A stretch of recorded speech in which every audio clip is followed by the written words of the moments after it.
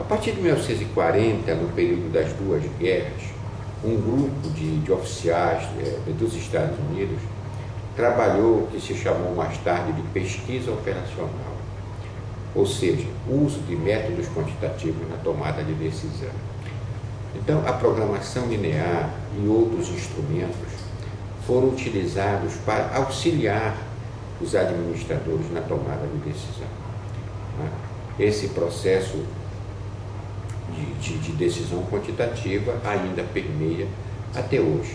Mas, como o próprio nome diz, é linear, é uma programação linear e que necessita do estabelecimento de algumas regras para que elas sejam tomadas, de uma função objetivo com algumas restrições. Quer dizer, se alguma dessas restrições não funcionar, todo o processo de decisão é prejudicado.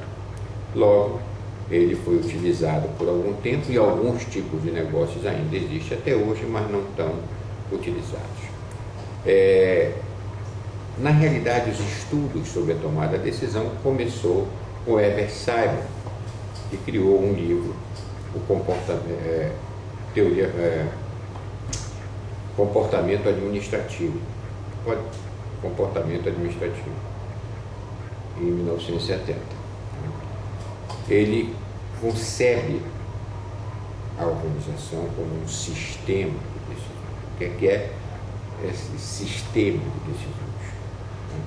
Ele quer dizer com isso, que existem várias variáveis envolvidas em uma decisão, certo? E essas variáveis todas têm que ser analisadas.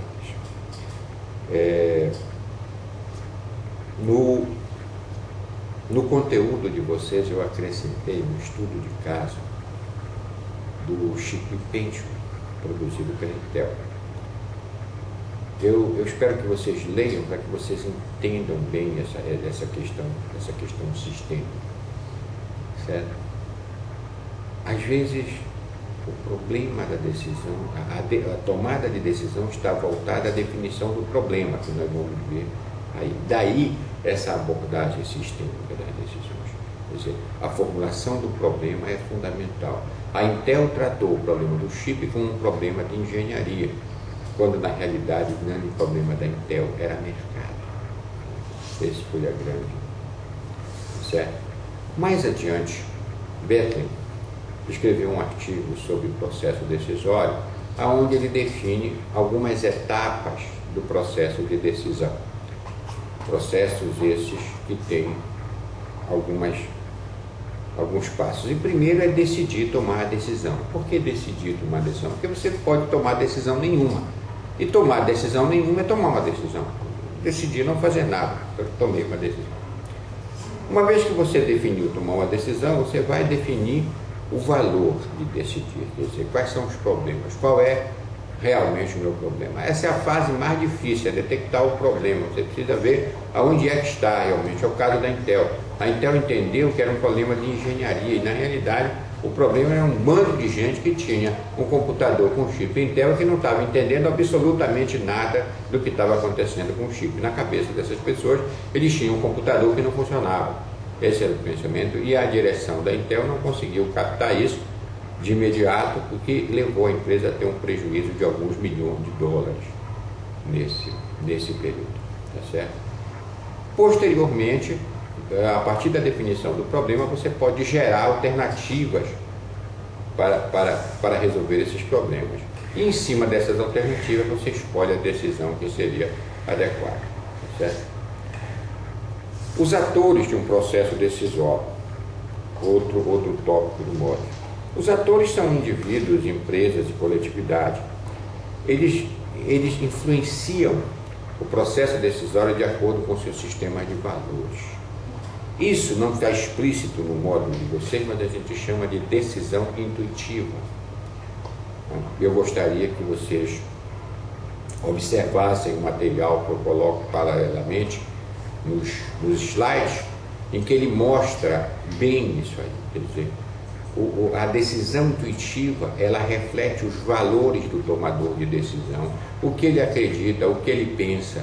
Em outras palavras, se ele é uma pessoa honesta, se ele é uma pessoa desonesta, Você não é uma pessoa que procura cumprir as suas obrigações. Qual o comportamento desse indivíduo dentro de uma organização?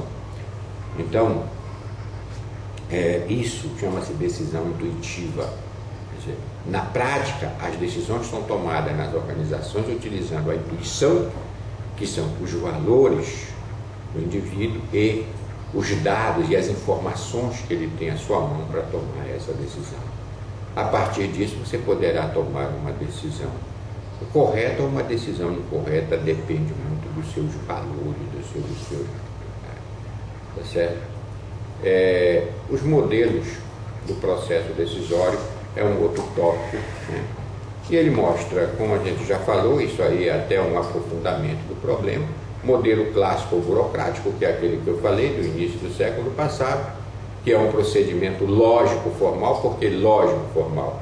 O Weber dizia exatamente, é formada uma trilogia na realidade, Taylor, Fayol e Weber. Taylor trabalhou na base, Fayol trabalhou no topo e o Weber trabalhou nas relações, Max Weber.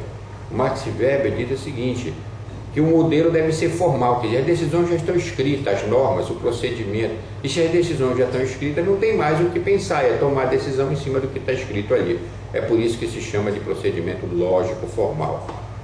Se vocês se lembram da época em que o Barrichello corria juntamente com o alemão Schumacher, o alemão era o primeiro piloto. E houve uma determinada corrida em que o Barrichello ia na frente. E ele recebeu uma orientação do boxe de deixar o Schumacher passar. Quando o presidente da Ferrari foi entrevistado, ele disse, ele tem um contrato assinado, e foi só o que ele falou. Ou seja, se ele tem um contrato assinado, ele sabe que é segundo piloto e que ele tem que apoiar o primeiro piloto, e não tem mais o que reclamar, e acabou-se. É assim que são tomadas as decisões no modelo clássico.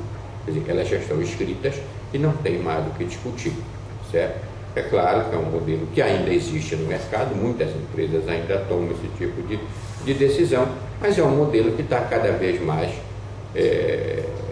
sendo substituído por modelos